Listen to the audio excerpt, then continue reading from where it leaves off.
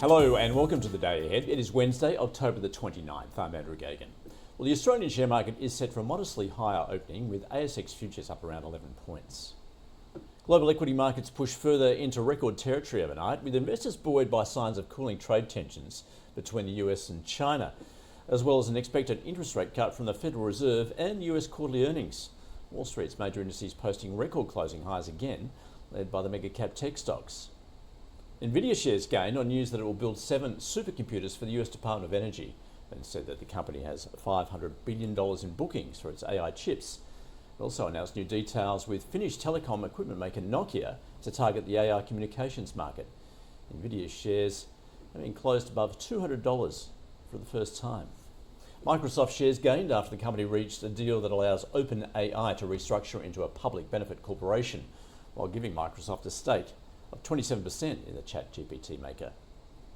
Apple shares hit $4 trillion in market value for the first time, making the iPhone maker only the third public company in history to reach that milestone.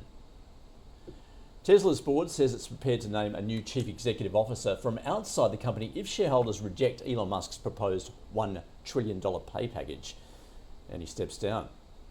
And United Parcel Service shares rose after it forecast fourth quarter revenue above expectations, with rival FedEx also gaining. Well, President Trump has welcomed newly installed Japanese Prime Minister Sanae Takaichi's plans to accelerate a military build-up while also signing deals on trade and rare earths.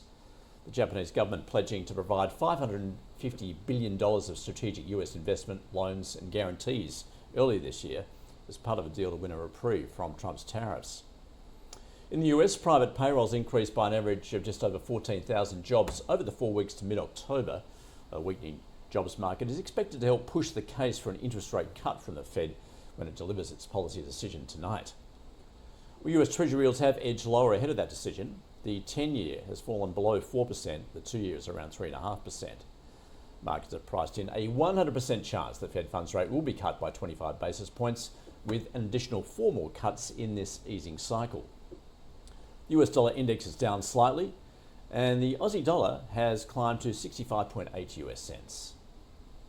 Oil prices have marked their third straight day of declines as investors consider the impact of US sanctions against Russia's 2 biggest oil companies on global supply, along with a potential OPEC Plus plan to raise output. Brent crude futures down 2% to $64 a barrel. Copper is little changed. Iron ore is up almost 1% to $106 a tonne, and gold has slipped to a 3-week low as hopes for progress in US-China trade talks dimmed its safe haven appeal. Spot gold at around $3,950 an ounce. And Bitcoin has fallen below $113,000. Locally today, the focus will be on inflation data for the September quarter, with forecast that the trim mean rate will come in at 0.8%. On the corporate calendar, AGMs are scheduled for Ansell, Dexus, Nick Scali and SiteMinder. That is your day ahead. See you again tomorrow.